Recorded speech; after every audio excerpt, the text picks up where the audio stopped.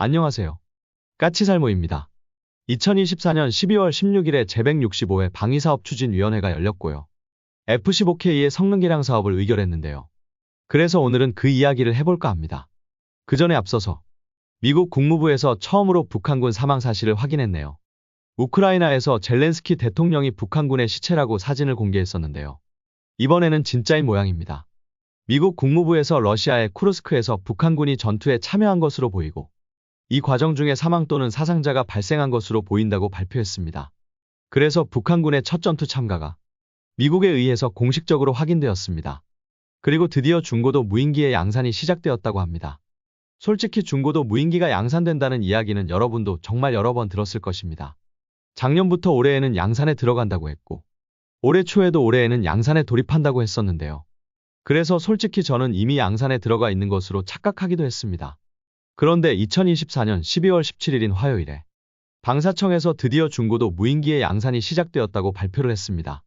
발표 내용을 보니 결론은 지금까지는 중고도 무인기 조립시설을 건설하고 있었던 것으로 보이고 조립시설이 완성되자 양산을 시작한 것으로 보입니다. 당연한 게 중고도 무인기는 지금까지 우리가 개발해서 생산한 그 어떤 무인기보다 가장 큰, 한마디로 우리가 만들어본 무인기 중에서 가장 큰 무인기입니다. 당연히 우리나라에는 이런 큰 무인기를 만들 생산시설이 없는 건 너무도 당연하고요. 그래서 그 생산시설이 이제야 완성되어서 드디어 진짜로 생산에 돌입했다고 하고요. 그래서 우리 군에는 2027년부터 인도된다고 합니다. 다만 솔직히 말해서 좀 걱정이 되는 건 요즘 나오는 중고도 무인기의 자료에 좀 이상한 점이 한 가지 있다는 것입니다. 무슨 말이냐면요. 기존의 중고도 무인기의 탐지거리는 200km라고 알려져 있었는데요. 요즘 나오는 자료에는 전부 100km로 나옵니다. 그리고 제가 우리 육군이 요구하는 무인기의 탐지거리가 150km라고 했는데 그때도 중고도 무인기는 우리 군의 요구 조건을 충족하지 못한다는 이야기도 있었고요. 그래서 설마 정말로 우리의 중고도 무인기의 탐지거리가 100km 아닌가 하는 의문이 들고 있습니다. 솔직히 정말 중고도 무인기의 탐지거리가 100km라면 너무 문제가 심각합니다. 덩치에 비해서 탐지거리가 부족해도 너무 심하게 부족한 것입니다. 그래서 정확하게 지금은 과거에 나왔던 자료와 그리고 현재 나오는 자료가 달라서 중고도 무인기의 탐지거리를 모르겠습니다. 다만 확실한 건 미안한 이야기지만 중고도 무인기는 너무 개발하는데 오래 걸렸고 그래서 지금 기준으로는 너무 성능이 떨어지고 시대에 뒤처져 있다는 사실입니다. 그래서 과연 이런 기체를 우리가 도입할 필요가 있는지 하는 의문이 들 정도입니다. 한마디로 말해서 지금 기준으로는 우리의 중고도 무인기는 너무 구식입니다. 이제 막 양산에 들어간 기체가 구식이라고 하니 이해를 못할 분들도 많겠지만 그게 현실입니다. 그래서 중고도 무인기의 정식 양산에도 불구하고 저는 별로 기쁘지도 않고 오히려 생각이 많아지네요. 그리고 다시 F-15K 성능 개량 사업으로 돌아와서 이번 주 월요일인 2024년 12월 16일에 제165회 방위사업추진위원회가 열렸고 이번 방추위에서는 F-15K 성능 개량 사업 그리고 KF-21 단거리 공대공 유도탄 사업 2 잠수함 구조함 배치 2 사업, 손원 1급 잠수함 성능 개량 사업 등이 주요 안건으로 의결되었습니다.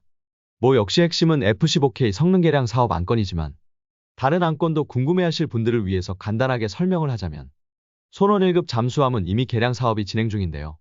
그럼 이번에 의결한 건 뭐냐라고 하신다면 이번에 의결한 건 바로 4번 함부터 9번 함까지의 손원 1급에 대한 성능 개량 사업입니다.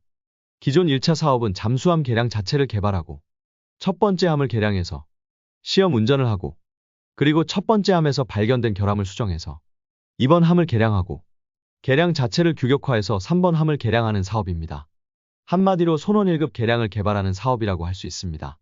그리고 이번 사업은 바로 이리 개발된 손원 1급의 개량을 나머지 함선에도 적용하기 위한 사업이고 결론은 이번 의결의 의미는 손원 1급 개량 사업이 문제없이 진행 중이라는 소리입니다.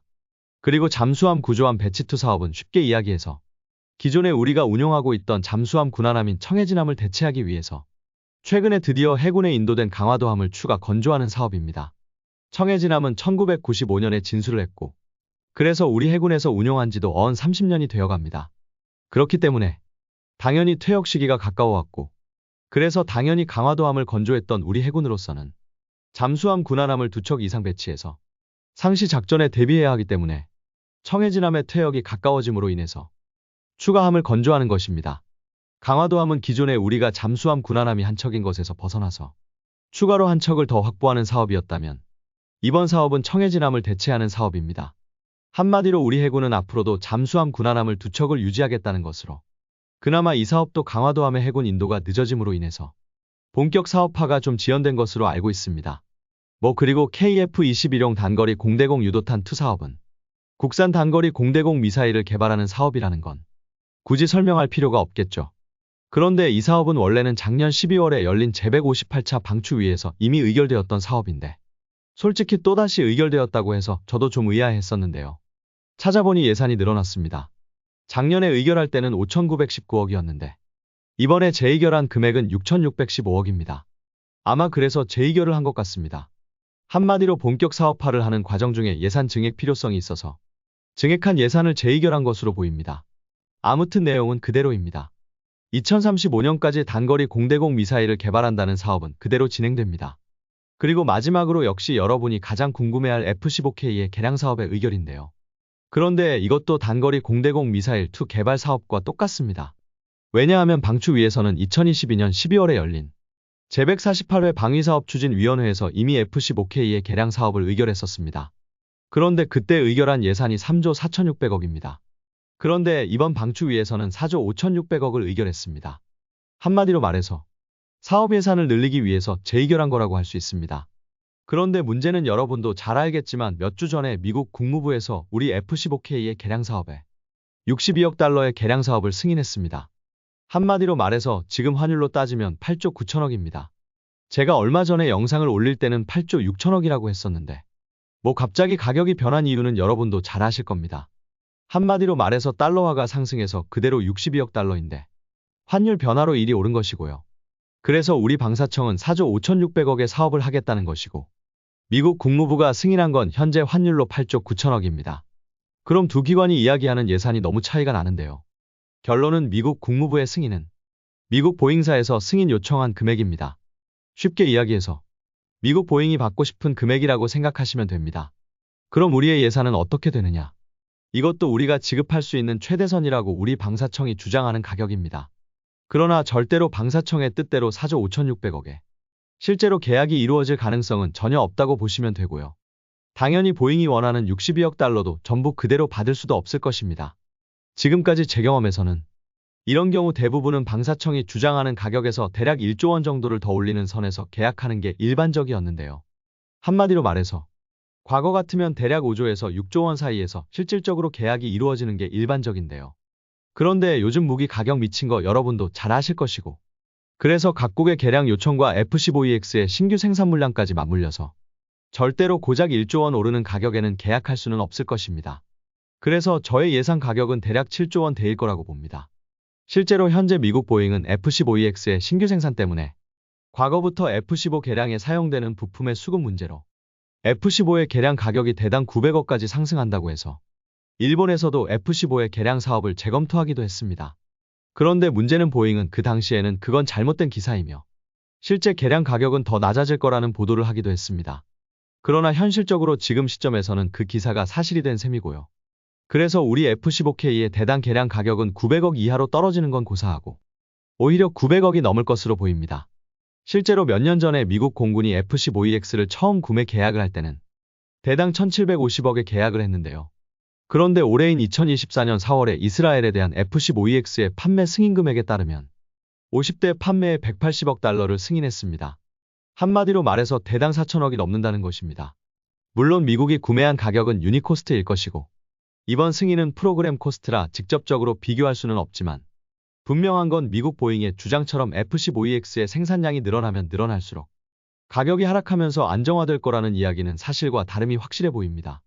한마디로 F-15EX의 가격은 떨어지는 게 아니라 오히려 오르고 있고 그래서 당연히 F-15K를 F-15EX에 준해서 개량하는 우리의 개량 사업도 개량에 사용되는 부품이 F-15EX와 공통이기 때문에 가격 상승은 불가피하다고 보입니다. 문제는 이게 어느 선까지 허용될 것이냐가 문제인데요. 이걸 방추위에서는 대략 1조 원 정도의 예산을 증액하면서 개량 가격 상승에 대응했지만 실질적으로 가격 상승폭은 방추위가 말한 1조 원 이상일 것은 분명해 보입니다. 저는 저번 영상에서 분명 우리 F-15의 개량 내용을 축소해서 비용을 낮추어야 한다고 이야기를 했지만 방사청이 바로 예산을 증액했다는 건 F-15K의 개량 내용을 축소할 생각이 없음을 보여주는 거지만 분명한 건 F-15EX의 가격 상승 추이를 보면 절대로 방사청이 원하는 금액으로는 계약하지 못할 건 분명해 보입니다. 그리고 문제는 많은 분들이 보잉이 바가지를 씌우는 거라고 이야기하지만 현실적으로 보잉 입장에서는 이건 결코 바가지를 씌우는 게 아닙니다. 실제로 F-15를 개량하는데 사용하는 부품 등의 가격이 몇 배로 오르는 등 뚜렷한 가격 상승 요인이 있기 때문입니다. 한마디로 말해서 이건 보잉이 우리에게 바가지를 씌운다기보다는 그냥 보잉의 사업 관리가 엉망이어서 부품 가격 상승 등 여러 요인으로 인해서 가격이 올라가 버리는 것입니다. 그래서 우리가 잘 협상을 해서 가격을 다운시키면 된다고 생각하는 분들도 완전히 잘못 생각을 하는 것입니다. 왜냐하면 결론은 보잉은 우리에게 바가지를 씌우는 게 아니라 자신들이 사업 관리를 잘 못해서이긴 하지만 어찌되었든 진짜로 가격이 올라간 것이기 때문에 가격을 인하해 줄 수 있을 여지가 거의 없기 때문입니다. 그렇기 때문에 저희 예상으로는 당연히 이번에 방추위를 통과한 4조 5,600억으로는 어림도 없고요. 평소처럼 여기에 대략 1조 원만 올리는 선에서도 어림도 없습니다.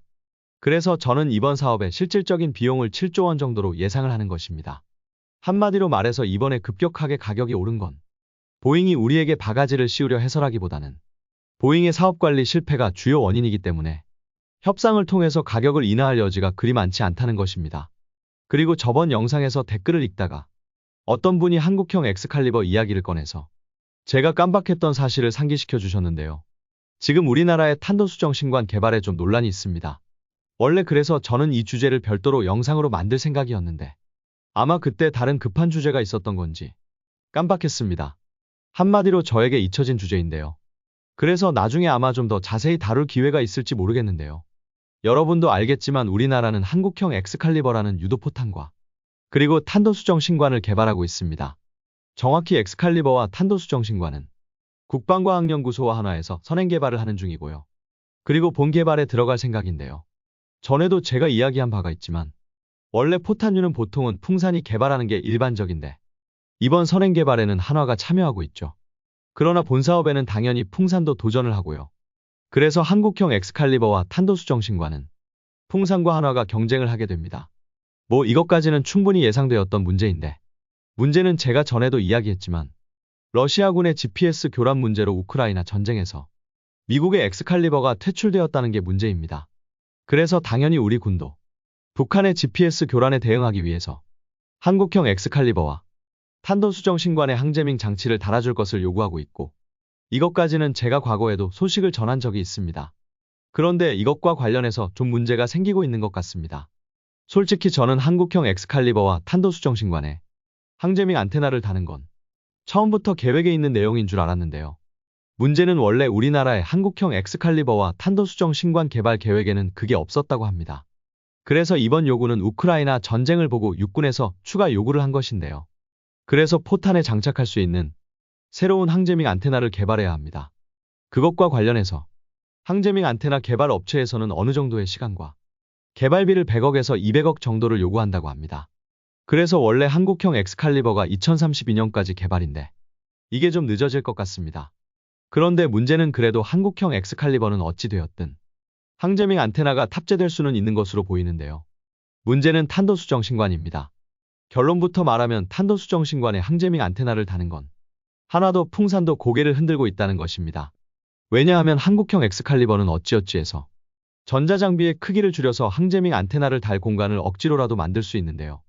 탄도수정 신관은 항제밍 안테나를 달기에는 너무 크기가 작다는 것입니다. 그래서 한화와 풍산 두 회사다 탄도수정 신관에 항제밍 안테나를 달 수 없다고 이야기하고 있지만 우리 군은 절대로 탄도수정 신관에 항제밍 안테나를 달 것을 요구하고 있다고 합니다. 그래서 양쪽의 의견이 전혀 좁혀지지 않고 있다고 하는데요. 제가 보기에도 앞으로의 미래전장에 사용하려면 탄도수정 신관의 항제밍 안테나는 필히 달아야 한다고 생각을 합니다. 그렇기에 이 주장은 육군의 주장이 옳다고 보고요. 어떻게든 방법을 모색해야 한다고 생각을 합니다. 결론은 설계를 변경하고 발당 단가가 올라가더라도 탄도수정 신관의 항제밍 안테나는 필히 필요하다고 생각을 합니다. 그리고 또 한 가지는 탄도수정 신관에 대한 육군과 업체 간의 정밀도 요구에 이견이 있다고 합니다. 나중에 기회가 되면 좀 더 자세하게 다루겠지만 결론은 육군은 더 높은 정밀도를 요구하고 있고 업체들은 힘들다고 하고 있다고 합니다. 그래서 지금 특히 탄도수정 신관에서 육군과 업체 간의 의견이 틀려서 한참 논쟁 중이라고 하고요. 결론은 육군의 요구는 분명 지금까지 존재하는 탄도수정신관의 성능을 훨씬 뛰어넘는, 그러니까 기존 해외의 탄도수정신관보다 더 높은 정확도를 요구하면서 심지어는 새로운 기능까지 포함시킬 것을 요구하고 있는 것입니다. 당연히 이걸 실제로 개발해야 하는 업체 측에서는 말도 안 되는 주장이라고 생각을 하겠지만, 그렇다고 이게 육군의 요구가 잘못된 건 아니지 않습니까? 그렇기에 분명 개발에 어려움은 있겠지만 육군의 요구대로 개발되어야 한다고 저는 생각을 합니다. 여러분은 이 부분을 어떻게 생각을 하시나요? 육군의 요구대로 개발되어야 할까요? 아니면 업체 측 이야기대로 육군의 요구는 말도 안 되는 주장이라고 생각을 하시나요? 오늘은 여러 가지 이야기를 해봤는데요. F-15K의 성능 개량은 방사청에서도 사업비를 대대적으로 올렸지만 여전히 그 정도 가지고는 턱없이 부족한 수준이고, 그래서 어떻게든 방법을 모색해야 할 거라고 생각을 합니다. 개량 내용을 축소하던가 아니면 사업비를 대대적으로 더 올리던가요. 그래서 이 사업은 여전히 사람을 답답하게 하고요. 우리의 탄도수정신관 개발 사업은 말 그대로 이상과 현실의 싸움이라고 할 수 있을 것입니다. 크기도 작은 탄도수정신관에 더 높은 정확도와 그리고 항재미 안테나까지 요구하는 육군의 요구는 이걸 개발해야 하는 업체 입장에서는 말도 안 되는 주장 같겠지만, 그러나 분명한 건 육군의 요구가 전혀 틀리지는 않다는 것입니다. 그렇기에 이건 이상과 현실 사이의 괴리라고 보고요. 어떻게든 해결책을 찾아야 한다고 봅니다. 이상 영상 봐주셔서 감사합니다.